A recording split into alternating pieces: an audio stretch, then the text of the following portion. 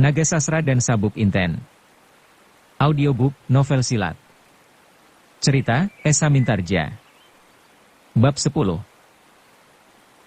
Sejenak kemudian Lawa Ijo perlahan-lahan dapat menguasai dirinya kembali. Meskipun masih agak pening, ia sudah dapat berdiri tegak. Maka ketika ia melihat Mahesa Jenar terduduk di tanah dengan wajah yang pucat, ia menjadi bergembira. Dan tiba-tiba terdengarlah suara tertawanya yang menakutkan seperti suara hantu yang memanggil-manggil dari lubang kubur. Semua yang mendengar suara itu tegaklah bulu romanya. Kekalahan Mahesa Jenar berarti nyawa mereka akan lenyap. Sebab Jaka Soka telah mengambil keputusan untuk menghilangkan jejak penculiknya. Demikian juga hati pengawal tua yang menahan tubuh Mahesa Jenar yang lemas itu. Ia menjadi sangat sedih. Bukan karena takut menghadapi kematian yang sudah membayang di matanya, tetapi hatinya menjadi pedih sekali bahwa kemungkinan besar jiwa Mahesa Jenar, seorang pahlawan yang tanpa menghiraukan dirinya sendiri telah berusaha menyelamatkan rombongan yang sebenarnya menjadi tanggung jawabnya, tak akan tertolong lagi. Lebih-lebih ketika diingatnya bahwa Lawa Ijo telah melakukan perbuatan yang curang dan keji, dengan mempergunakan racun yang keras sekali untuk menumbangkan lawannya. Maka, hati pengawal tua itu serasa menyala dibakar oleh kemarahan. Ia sudah mengambil keputusan untuk melawan sampai mati. Seperti serangga menjelang api. Tetapi ketika ia akan bangkit dan melawan dengan mengamuk sejadi-jadinya, tiba-tiba terasa hawa yang hangat mengalir dalam tubuh Mahesa Jenar. Mahesa Jenar terkejut, tetapi ia tetap menahan dirinya. Hawa yang hangat itu ternyata mengalir semakin deras dan bahkan hampir mencapai titik panas tubuh yang wajar. Timbullah berbagai pertanyaan dalam dirinya. Apakah yang akan terjadi dengan Mahesa Jenar ini? Sebentar kemudian bahkan panas itu dengan cepat naik melampaui batas panas tubuh yang biasa. Hal ini menjadikan pengawal tua itu semakin bingung. Apalagi sampai sekian lama Mahesa Jenar sendiri seolah-olah pingsan dan tidak bergerak sama sekali. Memang Mahesa Jenar pada saat itu sedang kehilangan tenaga. Batu aki kelabang sayuta itu mempunyai kekuatan mirip dengan bekerjanya racun. Bahkan hampir sekuat racun bisa ular gundala wareng. Sehingga tubuh yang dikenainya, meskipun hanya segores kecil, akan menjadi bengkak-bengkak seperti ditumbuhi oleh beribu-ribu bisul. Kemudian tubuh itu akan lemas dan mengalami kelumpuhan menyeluruh, dan akhirnya disusul dengan kematian, dalam waktu yang singkat. Tetapi, ketika kekuatan aki kelabang sayuta itu sedang bekerja di dalam tubuh Mahesa Jenar dengan mengikuti peredaran darah, tiba-tiba terjadilah suatu benturan yang dahsyat di dalam tubuh itu.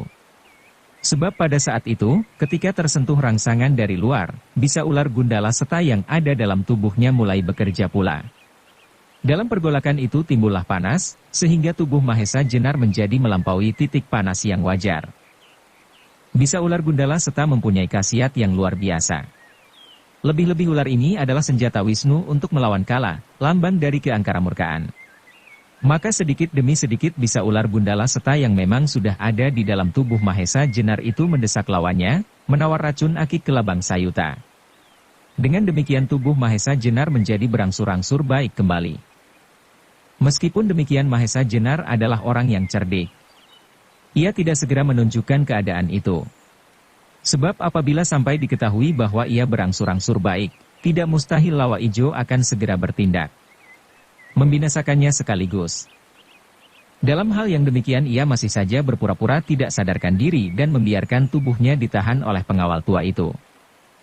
Lawa Ijo, dengan dada menengadah, memandang tubuh Mahesa Jenar. Matanya memancarkan kepuasan hatinya. Ia tertawa berkepanjangan sampai Jaka Soka membentaknya, "Hai kelelawar hijau yang busuk. Jangan kau tertawa demikian. Aku bisa jadi pening mendengar suaramu yang memuakkan itu." Tetapi Lawa Ijo sama sekali tak mendengarnya.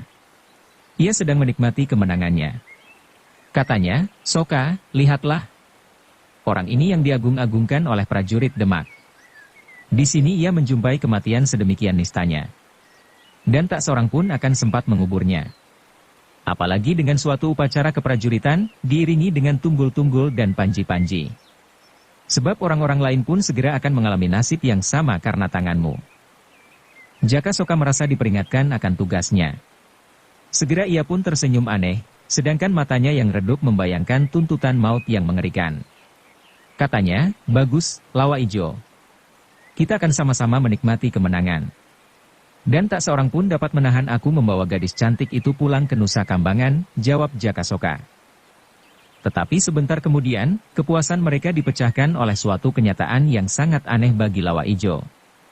Tak pernah seorang pun yang dapat melepaskan diri dari kematian, apabila tubuhnya tergores sedikit saja oleh Aji Kelabang Sayuta. Tetapi apa yang disaksikan sekarang adalah sama sekali tidak masuk akal.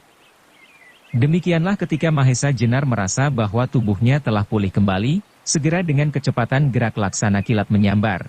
Ia meloncat, dan tahu-tahu ia sudah berdiri di hadapan Lawa Ijo. Semua yang menyaksikan hatinya tercekam, seperti melihat mayat yang bangun dari kubur. Bahkan mereka seolah-olah melihat diri mereka sendirilah yang karena pertolongan Tuhan Yang Maha Esa telah dibebaskan dari daerah mati. Mahesa Jenar di samping rasa syukur yang tak terhingga, bahwa lantaran sahabat karibnya, Kiai Ageng Sela, ia telah menerima anugerah Tuhan yang telah membebaskannya dari pengaruh segala macam bisa. Namun ia juga menjadi marah bukan kepalang kepada Lawa Ijo. Ternyata Lawa Ijo yang telah mematahkan pedangnya sendiri dengan jari-jari sewaktu perkelahian akan dimulai, bukanlah benar-benar seorang jantan. Seperti juga Watu Gunung, Lawa Ijo sama sekali tidak memperhatikan sikap kejujuran dalam segala masalah. Wajah Mahesa Jenar berubah menjadi merah membara. Mulutnya terkatup rapat, tetapi giginya gemeretak. Terhadap orang-orang yang demikian, tidak lagi ada sikap yang manis. Maka karena marahnya yang meluap-luap, Mahesa Jenar tidak lagi dapat mengendalikan dirinya sendiri. Sebelum Lawa Ijo sadar terhadap kejadian itu, Mahesa Jenar telah mengangkat satu kakinya yang ditekuk ke depan, tangan kirinya disilangkan di atas dadanya, sedangkan tangan kanannya diangkat tinggi-tinggi. Secepat kilat Mahesa Jenar meloncat maju, dan dengan sedikit merendahkan diri ia menghantam lambung lawannya dengan ilmunya yang terkenal, Sasra Birawa. Lawa Ijo melihat segala gerak-gerik lawannya seperti dalam mimpi. Ia baru sadar ketika tiba-tiba dilihatnya Mahesa Jenar meloncat dekat sekali di hadapannya, dan tangannya melayang ke arah lambungnya. Tetapi segala sesuatunya telah terlambat. Terkena pukulan sisi telapak tangan Mahesa Jenar yang dilambari ilmu Sasra Birawa itu rasanya bagaikan tertimpa 1000 gunung yang runtuh bersama-sama. Demikian Lawa Ijo merasakan kedahsyatan Sasra Birawa, pandangannya terlempar dengan derasnya seperti anak panah yang terlepas dari busurnya mengarah tepat ke sebatang pohon raksasa yang berdiri kokoh kuat bagai benteng baja. Mereka yang menyaksikan peristiwa itu menjadi bingung. Mereka tidak dapat mengerti perasaan apa yang berkecamuk di kepalanya, seolah-olah terlepas dari kesadaran diri. Sebab kejadian yang dilihatnya itu adalah hal yang tak dapat dibayangkan bisa terjadi. Tetapi belum lagi tersadar, telah disusul pula oleh suatu peristiwa yang lain, yang tidak dapat mereka mengerti pula. Beberapa orang menjadi sedemikian bingungnya sehingga pingsan. Tubuh Lawa Ijo yang melayang demikian derasnya dan hampir-hampir membentur sebatang pohon raksasa itu, tahu-tahu sudah berada dalam dukungan seorang yang berjubah abu-abu. Tak seorang pun tahu dari mana dan kapan ia datang. Wajah orang itu sama sekali tidak tampak, karena ia mengenakan topeng yang buatannya kasar dan jelek. Semua orang memandang orang berjubah itu dengan tubuh gemetar.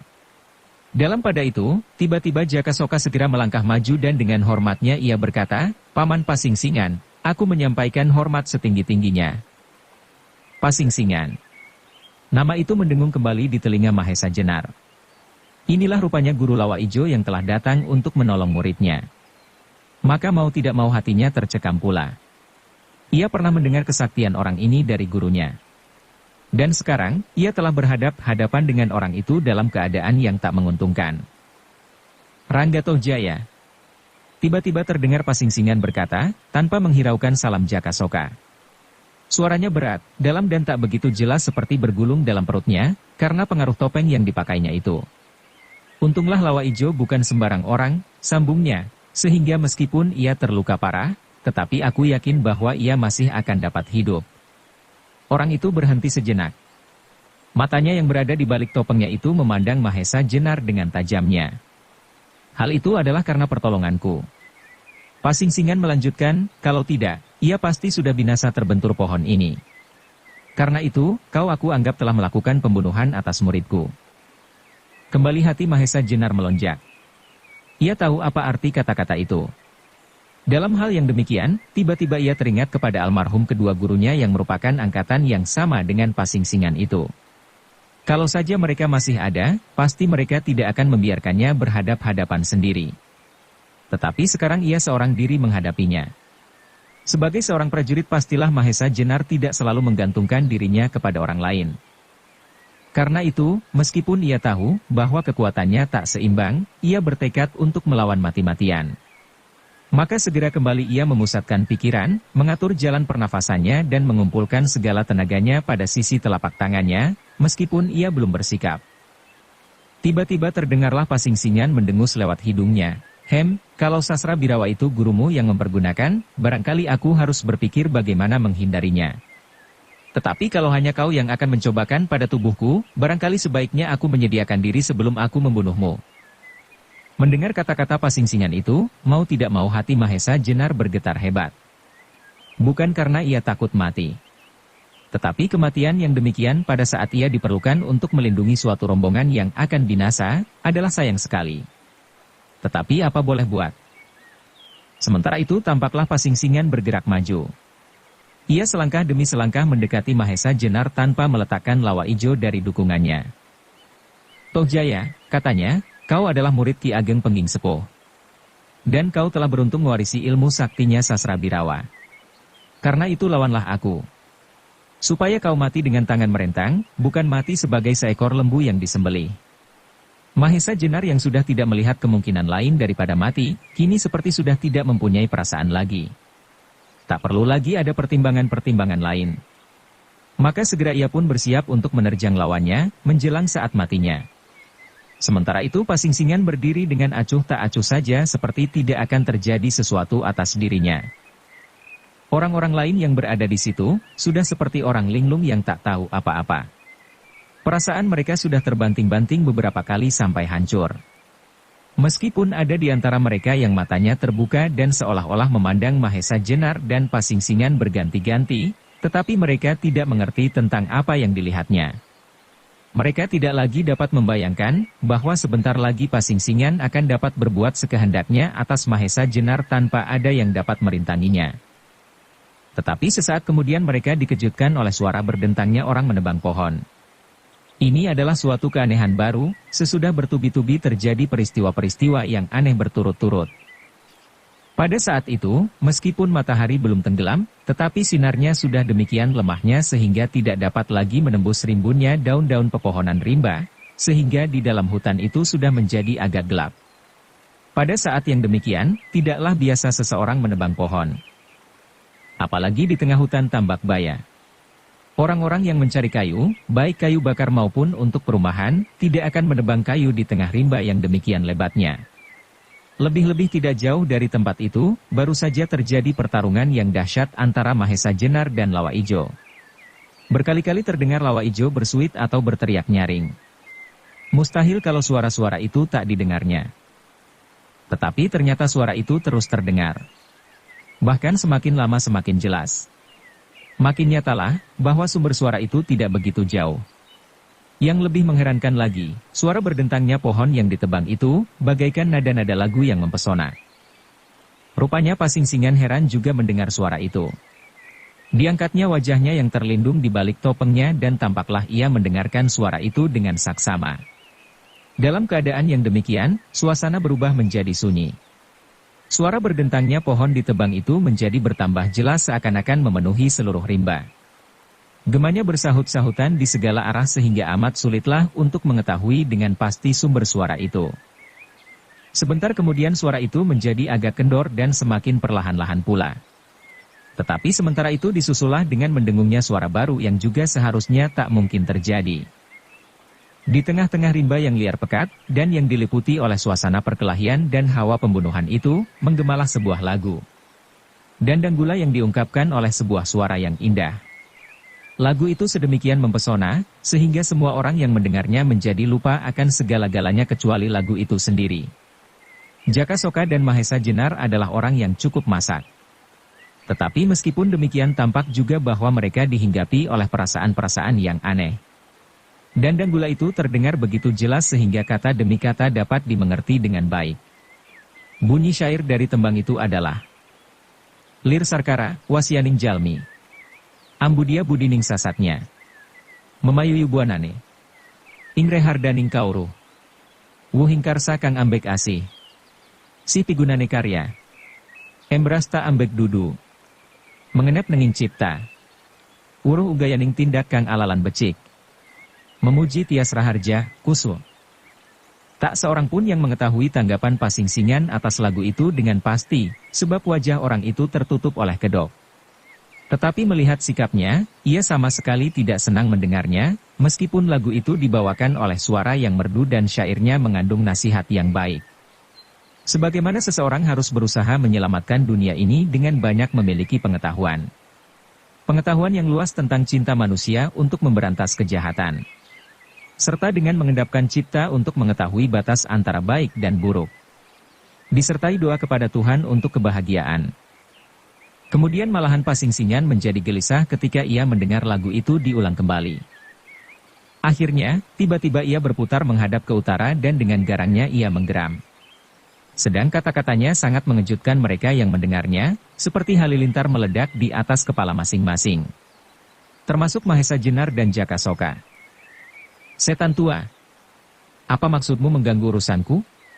Baiklah. Hanya sayang kali ini aku tidak ada waktu untuk melayanimu. Karena itu lain kali aku akan menemuimu, kalau aku tidak sedang membawa beban seperti kali ini. Sampai ketemu Pandan Alas, kata Pasingsingan. Setelah itu tanpa diketahui arahnya, tahu-tahu Pasingsingan telah lenyap dari pandangan mereka beserta Loa Ijo. Lenyapnya Pasingsingan itu tidak begitu menarik perhatian Mahesa Jenar dan Jaka Soka. Seperti berjanji, mereka setelah mendengar nama Pandan Alas, segera meloncat ke utara, ke arah mana Pasingsingan tadi menghadap. Mereka menduga bahwa dari sanalah sumber suara tadi datangnya. Sebab kebetulan Mahesa Jenar dan Jaka Soka berbareng ingin melihat wajah orang aneh itu. Tetapi setelah agak jauh mereka menyusup, yang mereka temui hanyalah bekas luka pada pokok sebuah pohon raksasa. Meskipun mereka hanya menemui bekasnya saja, namun telah cukup menggetarkan hati mereka. Sebab menurut pendengaran mereka, waktu Ki Ageng Pandan Alas menebang pohon itu hanyalah sebentar saja, sedang yang mereka lihat bekasnya adalah luar biasa. Sebatang pohon raksasa yang besarnya lebih dari 4 pemeluk, ternyata telah luka hampir separohnya. Sedang tatal kayu bekas tebangan itu, berbongkah-bongkah hampir sebesar kepala anjing. Sungguh mengagumkan. Apalagi ketika di samping pohon itu, yang mereka ketemukan hanyalah sebuah kampak kuno dari batu, yang diikat pada setangkai dahan basah sebagai pegangannya. Luar biasa, desis Jaka Soka. Mahesa Jenar mengangguk mengiyakan. Aku tidak dapat mengira kekuatan apa yang telah membantu orang itu, sehingga ia dapat berbuat sedemikian mengagumkan. Jaka Soka tidak menjawab. Tampaknya ia sedang berpikir keras. Akhirnya setelah dipertimbangkan bolak-balik ia mengambil keputusan untuk meninggalkan tempat itu serta mengurungkan maksudnya menculik gadis yang memiliki keris sigar penjalin milik Ki Ageng Pandan Alas. Katanya kemudian kepada Mahesa Jenar, Mahesa Jenar, ternyata aku salah duga kepadamu. Karena itu baiklah kali ini aku mengaku kalah dan mengurungkan niatku menculik gadis cantik itu. Aku merasa bersyukur bahwa kau tidak mempergunakan ilmumu yang menurut Paman Pasingsingan disebut Sasra Birawa ketika melawan aku. Kalau demikian halnya, maka aku kira aku pun akan jadi lumat. Juga benar apa yang dikatakan oleh Lawa Ijo, bahwa Pandan Alas benar-benar berada di segala tempat. Sekarang baiklah aku pergi dulu. Sampai lain kali. Selesai mengucapkan kata-kata itu, segera dengan lincahnya Jaka Soka alias ular laut yang terkenal sebagai bajak laut yang bengis itu meloncat dan lenyap di antara lebatnya hutan. Tinggallah kini Mahesa Jenar seorang diri. Pikirannya dipenuhi oleh berbagai masalah dan persoalan. Tetapi yang penting adalah mengatur rombongan itu kembali. Dan kemudian membicarakan kemungkinan-kemungkinan lebih lanjut. Ketika Mahesa Jenar sampai di tempat rombongan, ia melihat bahwa beberapa orang telah tampak mulai agak tenang kembali. Terutama para pengawal. Malahan ada di antaranya yang sudah dapat mengatur barang-barangnya. Meskipun demikian mereka masih saja nampak ketakutan. Ternyata ketika mereka mendengar gemerisik daun yang disibakan oleh Mahesa Jenar, mereka masih terkejut juga. Tetapi ketika mereka melihat bahwa yang datang adalah Mahesa Jenar, perasaan mereka nampak lega. Malahan ada yang berlari-lari menyambut dan langsung berjongkok dan menyembahnya. Terutama sepasang suami istri yang telah minta kepadanya untuk membawa bebannya. Kedua orang itu menyembah sambil menangis minta diampuni. Segera Mahesa Jenar pun menenangkan mereka, serta segera minta agar para pengawal menyalakan api. Setan tua, apa maksudmu mengganggu urusanku? Baiklah. Hanya sayang kali ini aku tidak ada waktu untuk melayanimu. Karena itu lain kali aku akan menemuimu. Sebentar kemudian beberapa orang telah mengumpulkan kayu, serta api pun segera dinyalakan. Mereka, seluruh anggota rombongan, telah duduk mengelilingi api yang menyala-nyala dan menjilat-jilat ke udara. Daun-daun di atas nyala api itu bergerak-gerak seperti menggapai-gapai kepanasan. Malam pun segera turun dengan cepatnya. Pepohonan serta dedaunan nampak seperti diselimuti oleh warna yang hitam kelam. Di sana-sini mulai terdengar kembali suara-suara binatang malam. Pada wajah-wajah di sekeliling api itu, masih menggores rasa cemas dan takut. Kejadian-kejadian siang tadi sangat berkesan di hati mereka. Pertarungan-pertarungan dahsyat dan kejadian-kejadian yang aneh terjadi berturut-turut seperti peristiwa-peristiwa dalam mimpi yang menakutkan. Terutama gadis cantik yang hampir-hampir saja menjadi sumber bencana. Ia masih saja merasa bahwa dirinya bersalah sehingga rombongan itu mengalami kekacauan. Ia, bahkan hampir dimusnahkan, kalau tidak secara kebetulan ada seorang perkasa yang melindunginya. Karena itu ia masih saja belum berani memandang wajah-wajah kawan seperjalanannya. Sejenak kemudian, kesepian itu dipecahkan oleh Mahesa Jenar yang berkata kepada orang-orang dalam rombongan itu. Katanya, kawan-kawan, bahaya tidak lagi bakal datang, setidak-tidaknya malam ini. Karena itu tenanglah dan beristirahatlah. Aku kira kalian sehari penuh masih belum juga makan. Sekarang kesempatan itu ada. Sesudah itu kalian bisa tidur nyenyak seperti tadi malam. Mendengar kata-kata Mahesa Jenar itu, mereka serentak diperingatkan oleh rasa lapar yang semula tak dihiraukan. Segera di antara mereka membuka bekal-bekal mereka, tetapi tidak sedikit di antara anggota rombongan itu yang sudah tidak punya rasa lapar lagi. Juga sesudah itu, tak seorang pun yang dapat merasa kantuk. Sejenak kemudian mulailah Mahesa Jenar berunding dengan para pengawal, tentang bagaimana baiknya rombongan tersebut. Menurut pendapat Mahesa Jenar, sebaiknya rombongan itu tidak meneruskan perjalanan. Sebab kalau pada langkah pertamanya mereka sudah menemui kesulitan, kelanjutannya pun akan tidak menguntungkan. Kemungkinan-kemungkinan yang tak menguntungkan adalah banyak sekali. Lawa Ijo terang bahwa ia tidak berdiri sendiri. Ia adalah seorang pemimpin dari sebuah gerombolan yang cukup besar. Hanya sekarang gerombolan itu seakan-akan sedang dibekukan. Tetapi, kalau sampai mereka mendengar bahwa kepala mereka dilukai, mereka pasti tidak akan tinggal diam. Karena itu, selagi masih ada waktu, sebaiknya rombongan itu besok pagi berangkat kembali ke tempat semula. Tak seorang pun di antara mereka yang dapat menolak pendapat ini. Memang pada umumnya mereka telah dihinggapi perasaan takut yang luar biasa. Untunglah, bahwa pada saat itu datang Mahesa Jenar menolong mereka. Kalau tidak, mereka pasti sudah jadi bangkai. Tetapi dalam suasana yang demikian, mendadak gadis cantik yang merasa dirinya bersalah, berkata kepada Mahesa Jenar, "Tuan, aku terpaksa tidak dapat menerima saran Tuan untuk kembali. Sebab aku memang tidak punya tempat untuk kembali. Tetapi aku juga tidak dapat memaksa rombongan ini berjalan terus. Karena itu, baiklah kalau rombongan ini berjalan kembali dengan para pengawal, aku akan berjalan sendiri melanjutkan perjalanan ke Peliridan. Hanya sebagai bekal perjalanan, aku minta kerisku tadi dikembalikan kepadaku. Sebab kalau aku bertemu seorang seperti pemuda yang akan menculik aku, sebaiknya lah kalau aku bunuh diri." Gadis itu mengucapkan kata-katanya dengan mata sayu diwarnai oleh hatinya yang putus asa. Ia merasa tidak berhak lagi berkumpul dengan orang-orang serombongannya. Sebab ia telah merasa berbuat kesalahan yang tak termaafkan. Mahesa Jenar dan beberapa orang tampak mengerutkan keningnya. Memang dalam keadaan terjepit, ada di antara mereka yang sampai hati mengumpati gadis itu. Tetapi dalam keadaan yang demikian, timbul pulalah perasaan iba terhadapnya. Gadis itu menundukkan kepalanya semakin dalam. Matanya yang bulat, nampak mengambang air mata yang ditahan sekuat-kuatnya. "Tak ada jalan buat kembali," ujarnya lirih. Dalam kata-kata itu, ternyata bahwa ada sesuatu rahasia yang menyelubungi diri gadis itu. Tiba-tiba Mahesa Jenar ingin mengetahui lebih banyak lagi tentang diri gadis itu, yang sampai saat itu masih belum dikenal namanya. "Siapakah sebenarnya kau ini?" tanya Mahesa Jenar kemudian, Serta apakah hubunganmu dengan Ki Ageng Pandan Alas? Gadis itu mengangkat mukanya sedikit, jawabnya, Tuan, sebenarnya aku sama sekali tidak mengenal siapakah Ki Ageng Pandan Alas itu. Kalau aku memiliki keris yang Tuan hubungkan dengan nama Pandan Alas, adalah di luar pengetahuanku. Aku menerima keris itu dari almarhum ibuku, sedangkan ibu menerimanya dari kakek. Seorang petani miskin yang sedang merantau mencari daerah baru, dan sekarang menurut almarhum ibuku, kakek itu tinggal di daerah Pliridan. Dan sama sekali tak bernama Pandan Alas, tetapi bernama Kisantanu, sedangkan aku sendiri dinamai oleh ayahku, Rara Wilis. Mahesa Jenar mendengarkan jawaban gadis yang bernama Rara Wilis itu dengan seksama. Pengakuannya, bahwa ia sama sekali tak mengenal Ki Ageng Pandan Alas semakin menarik perhatian Mahesa Jenar. Mendadak berkilatlah dalam hatinya, suatu keinginan untuk mengetahui rahasia yang menyelubungi gadis itu.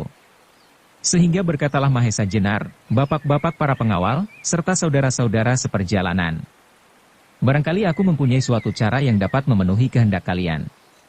Sebaiknya kalian kembali dengan para pengawal, mungkin tak akan banyak menemui halangan, sedangkan gadis ini, yang berkeras hendak melanjutkan perjalanan dan menemui kakeknya, biarlah aku antarkan saja. Sebab perjalanan ke Pliridan bukanlah suatu pekerjaan yang ringan. Mendengar kata-kata Mahesa Jenar itu melonjaklah kegirangan di hati Rara Wilis. Tiba-tiba matanya yang berkaca-kaca itu jadi berkilat-kilat.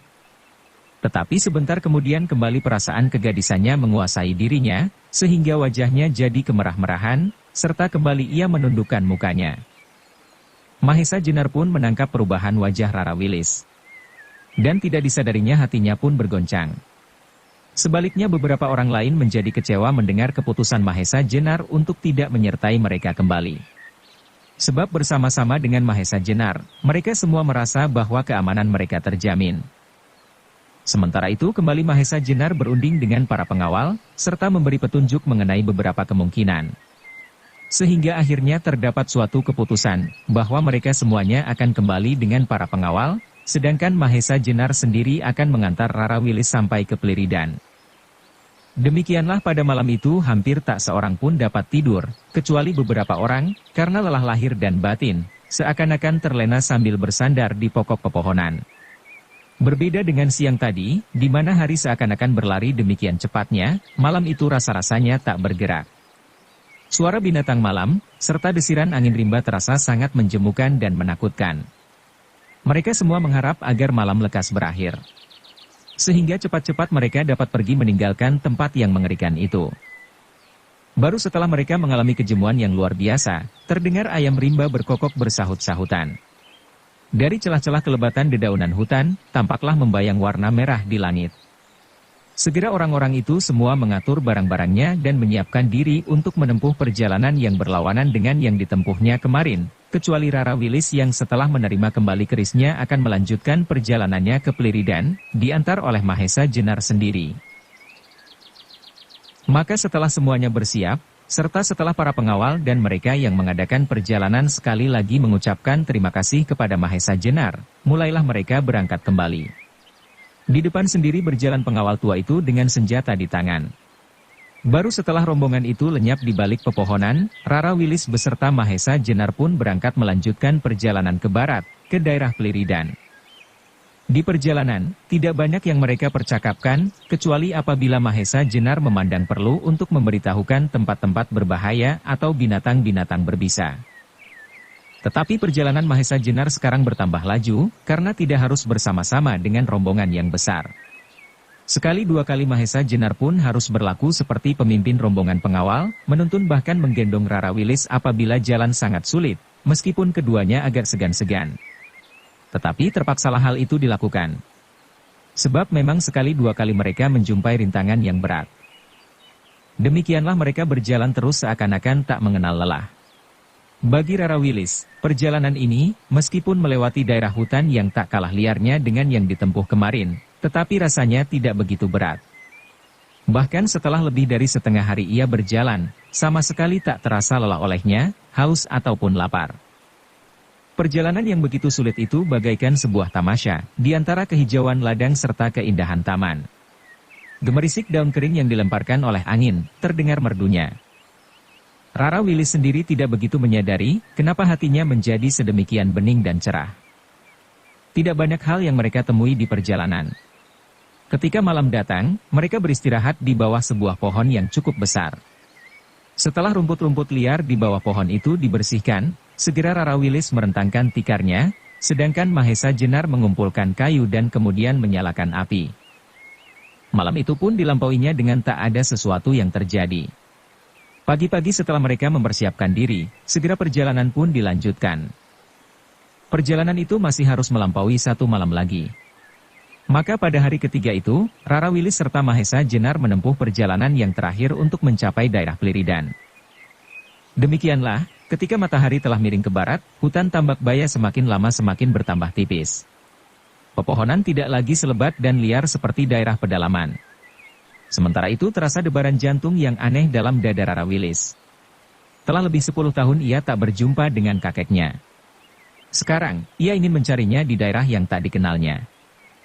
Sebentar kemudian mereka telah sampai pada perbatasan hutan. Di depan mereka tinggallah beberapa gerumbul kecil yang tidak begitu berarti. Inilah daerah Pliridan, gumam Mahesa Jenar hampir kepada dirinya sendiri. Mendengar ucapan Mahesa Jenar, Rara Willis yang berjalan di depan jadi terhenti. Beberapa macam perasaan bercampur aduk di otaknya. Sekali ia menarik nafas panjang. Alangkah lega hatinya setelah hutan yang lebat itu dapat dilewatinya. Tetapi sementara itu lalu kemana ia mesti pergi? Sekali dua kali ia menoleh kepada Mahesa Jenar. Wajahnya yang cerah itu menjadi agak suram oleh kebimbangan hatinya. Mahesa Jenar dapat menangkap perasaan Rara Willis. Katanya, "Rara Willis, dapatkah kau menunjukkan di daerah manakah kira-kira kakekmu tinggal?" Rara Willis menggelengkan kepalanya. Memang ia sama sekali tak mengerti arah tempat tinggal kakeknya. Ia hanya mendengar bahwa kakek itu tinggal di daerah Pliridan. Mahesa Jenar pun sementara itu menjadi agak berbimbang pula. Ia beberapa tahun yang lalu pernah mengenal daerah ini. Tetapi apa yang dilihatnya sekarang, ternyata mengalami banyak perubahan. "Tuan," kata Rara Willis dengan penuh keraguan-raguan, "aku sama sekali tidak membayangkan kalau demikianlah keadaan daerah Pliridan. Menurut gambaran angan-anganku, Pliridan adalah sebuah desa yang dilingkungi oleh persawahan dan ladang. Tetapi ternyata daerah ini hanyalah padang rumput yang diselingi oleh gerumbul-gerumbul liar. Tetapi aku kira tidaklah demikian seluruhnya, Rara Willis. Beberapa tahun yang lalu, desa-desa seperti yang kau bayangkan itu memang pernah ada. Entahlah kenapa sekarang keadaan itu berubah. Meskipun demikian aku yakin bahwa di sekitar daerah ini masih juga didiami orang. Karena itu baiklah kita coba mencarinya." Di wajah Rara Willis masih saja membayang kebimbangan hatinya, bahkan kebimbangan itu kemudian berubah menjadi suatu ketakutan. Bagaimanakah kalau ia tak dapat menemui kakeknya? Pastilah bahwa Mahesa Jenar tak akan dapat terus-menerus menemaninya. Melihat perubahan wajah Rara Willis, Mahesa Jenar pun menangkap perasaannya, karena itu ia mencoba menghiburnya. "Rara Willis, tak usah kau merasa takut. Aku masih mempunyai perasaan kuat bahwa di sini masih didiami orang. Seandainya tidak demikian, maka aku bersedia mengantar kau pulang ke rumah ayahmu." Tetapi akibat perkataan itu adalah sebaliknya dari yang diharapkan. Karenanya Mahesa Jenar menjadi terkejut sekali ketika dilihatnya Rara Willis malahan meneteskan air mata. Meskipun sudah ditahan sekuat-kuatnya. Sekarang Mahesa Jenar yang kebingungan. Sekali lagi ia merasa demikian tumpulnya perasaannya. Ia pernah mengalami suasana yang bersamaan, meskipun keadaannya berbeda. Yaitu pada waktu ia berhadapan dengan Nyai Wirasaba. Pada saat itu juga ia menjadi kebingungan dan tidak mengerti apa yang harus dikerjakan. Sekarang Rara Willis itu pun menangis di hadapannya tanpa sebab. Justru pada saat ia berusaha untuk menghiburnya. Karena itu perasaannya menjadi tidak enak sekali. Tetapi setelah ia mempunyai sebuah pengalaman yang tak menyenangkan, ia tidak lagi mau menebak-nebak. Maka terlintaslah dalam pikirannya, bahwa jalan yang terbaik adalah menanyakan sebabnya, kenapa Rara Willis menangis. Mendapat pikiran yang demikian, Mahesa Jenar menjadi agak lega sedikit. Dan dengan hati-hati sekali ia mencoba bertanya. "Rara Willis, aku telah mencoba untuk menenangkan hatimu, tetapi justru akibatnya adalah sebaliknya. Karena itu, dapatkah aku menanyakan, apakah sebabnya kau menangis?" Rara Willis tidak segera menjawab. Ia melangkah beberapa kali ke samping, dan kemudian menjatuhkan dirinya duduk di rumput-rumput liar. Dari matanya masih saja terurai tetesan-tetesan air mata. Baru setelah beberapa saat, ia menjawab dengan kata-kata yang tersekat-sekat. Tuan, aku merasa bersyukur, bahwa aku dapat berjumpa dengan seorang yang demikian baik hati seperti Tuan. Karena itu tak adalah jalan bagiku untuk menyatakan terima kasihku yang tak terhingga. Tetapi sangatlah menyesal Tuan, bahwa kalau aku tak dapat menemukan kakekku, aku tak dapat kembali kepada ayahku. Meskipun ayahku dahulu tergolong orang yang berada, tetapi tak adalah tempat bagiku di sana. Mahesa Jenar menjadi semakin menebak-nebak tentang keadaan gadis aneh itu. Rupanya banyak rahasia yang menyelubungi dirinya, sehingga ia terpaksa menempuh perjalanan yang sedemikian berbahayanya.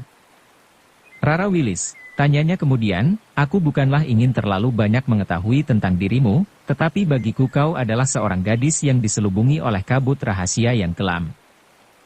Mungkin Tuan benar, jawab Rara Willis, tetapi buat Tuan tidaklah sepantasnya kalau aku menyembunyikan sesuatu rahasia. Matanya yang bulat tetapi sayu itu memandang Mahesa Jenar, seperti mata kanak-kanak yang minta perlindungan. Mahesa Jenar menjadi semakin tidak mengerti apa yang harus dilakukan. Di luar kesadarannya ia pun ikut serta duduk di atas rumput-rumput liar. Tuan, Rara Willis mulai dengan ceritanya, ayahku adalah seorang yang banyak mempunyai pengaruh di daerah Pegunungan Kidul. Meskipun daerah itu tandus dan kering, tetapi ayahku mempunyai peternakan yang cukup, sehingga dapatlah ia digolongkan orang berada. Tetapi ibuku adalah keturunan orang yang miskin. Kakekku semasa masih tinggal di Pegunungan Kidul, tidaklah lebih dari seorang buruh yang bekerja dengan upah yang sangat kecil. Meskipun demikian kakek termasuk orang yang tidak mau menjadi beban orang lain. 10 tahun yang lalu kakek yang merasa kehidupannya semakin hari semakin sulit, terpaksa pergi meninggalkan kampung halaman. Memang sebelum itu pun kakek adalah seorang perantau. Mungkin ini disebabkan oleh kehidupannya yang sulit, sehingga pada saat-saat tertentu, yaitu pada saat paceklik, kakek pergi meninggalkan kampung untuk beberapa bulan. Tetapi sejak 10 tahun yang lalu, kakek tidak kembali pulang. Meskipun pada masa kanak-kanakku, apabila kakek berada di rumah, selalu digendongnya kemana ia pergi. Kepergiannya tidak terlalu lama mempengaruhi perasaanku. Sebab ayah dan ibuku selalu memanjakan aku. Tetapi akhir-akhir ini terjadilah peristiwa-peristiwa yang merusak kehidupan damai itu. Beberapa tahun yang lalu, di kampung halamanku, datanglah seorang perempuan dari Bagelen. Kelakuannya tidaklah seperti lazimnya perempuan-perempuan di daerah kami. Di daerah kami banyak pendekar yang ternama, termasuk ayahku yang bernama Ki Panutan. Tetapi tidaklah biasa seorang perempuan jadi pendekar. Berbeda halnya dengan perempuan pendatang itu. Ternyata ia adalah seorang pendekar perempuan yang tidak diduga-duga. Ia pun telah dapat mengalahkan beberapa pendekar ternama di daerah kami. Rara Willis berhenti sejenak. Alisnya tampak berkerut. Ia mencoba mengingat kembali peristiwa-peristiwa yang pernah berlaku. Tuan, sambungnya beberapa saat kemudian. Keanehan perempuan itu tidak saja pada kependekarannya, tetapi juga pada tingkah lakunya. Kadang-kadang ia bersikap garang dan kasar seperti halnya pendekar laki-laki di daerah kami. Tetapi kadang-kadang ia menjadi lunak dan mesra, penuh sifat halus seorang wanita. Rupanya gabungan dari kedua sifat-sifat itulah yang telah memecahkan kebahagiaan rumah tangga kami. Sebab ternyata hubungan perempuan itu dengan ayahku semakin hari semakin rapat. Ibuku adalah perempuan lugu, yang hanya dapat bekerja di dapur dan meladeni seorang suami seperti apa yang dilakukan perempuan-perempuan lain di desa kami. Ibuku tidaklah dapat memberi saran, nasihat atau apapun semacam itu kepada ayahku sebagai seorang pendekar. Juga ibuku tidak pandai merayu hati laki-laki. Dan karena itulah maka semakin dekat ayahku dengan perempuan pendatang itu, semakin jauh ia dari ibuku. Rupanya hal itu dapat dilihat oleh penduduk di daerah kami, sehingga menimbulkan suasana yang kurang menyenangkan. Tetapi lebih daripada itu, ayah pun perangainya seakan-akan berubah. Ia pun kemudian mempunyai kebiasaan-kebiasaan aneh. Minum minuman keras dan hal-hal kasar lainnya. Kepadaku pun ayah menjadi semakin jauh pula. Alangkah benciku kepada perempuan itu, seperti ia juga sangat benci kepadaku. Bahkan ia selalu menyakitiku tanpa ada pembelaan dari ayah, apalagi ibu yang hanya dapat memelukku dan menangisi. Waktu itu, tak banyak yang dapat aku ketahui, Selain pada suatu hari datanglah beberapa orang pendekar terkenal, yang dulu adalah sahabat-sahabat ayahku. Tanpa ku ketahui sebab-sebabnya, mereka bertempur melawan ayahku serta perempuan pendatang itu. Rupanya ayahku memang seorang pendekar pilihan dan perempuan itu pun tak kalah garangnya. Sehingga meskipun ayah dan perempuan itu dikerubut, tetapi dapat juga memberi perlawanan yang berarti. Ibuku sendiri waktu itu tak dapat berbuat lain, kecuali memelukku dan menangis sejadi-jadinya di belakang dapur rumah kami. Akhirnya, bagaimanapun kuatnya ayahku serta perempuan pendatang itu, namun tidaklah dapat menahan arus kemarahan pendekar-pendekar ternama di daerah kami yang demikian banyak jumlahnya. Sehingga sejak itu, ayahku pergi dengan perempuan pendatang itu, dan tidak pernah kembali. Sejak itu pula ibu selalu menanggung kesedihan yang tak terhingga, meskipun anehnya, tetangga-tetangga bersikap baik sekali. Bahkan para pendekar yang mengerebut ayahku, bersikap manis sekali kepada ibuku. Bahkan istri-istri mereka selalu berusaha untuk dapat bercakap-cakap dan menghibur ibuku. Tetapi rupanya ibuku lebih suka mengurung dirinya serta membenamkan diri dalam duka. Kata Rara Wilis, beberapa tahun kemudian membayanglah puncak kesedihan yang bakal terjadi. Ibuku sakit. Semakin lama sakit itu semakin keras dan seolah-olah sudah terasa bahwa sakit itu tak akan dapat diobati. Ternak kami yang sekian banyaknya, kekayaan kami, tidak dapat membendung arus kematian yang semakin lama semakin deras bergulung-gulung menghantam tebing-tebing kehidupan ibuku. Maka setelah beberapa tahun kemudian dari kepergian ayahku, ibuku menutup mata, serta meninggalkan keris yang Tuan namakan Sigar Penjalin itu kepadaku, sebagai suatu bukti bahwa aku adalah keturunan Ki Santanu dari Pegunungan Kidul. Jadi sama sekali bukan Ki Ageng Pandan Alas dari Wanasaba. Maka aku pun akhirnya merasa, bahwa aku tidak dapat hidup tanpa ada satupun yang aku cintai. Meskipun aku mendapat warisan yang cukup banyak, tetapi semuanya itu tak berarti bagi hidupku yang kering. Rara Wilis mengakhiri ceritanya dengan sedu sedan yang seperti meledak dari rongga dadanya. Bersambung ke bab 11. Dukung kami dengan subscribe, follow, like, komen dan share.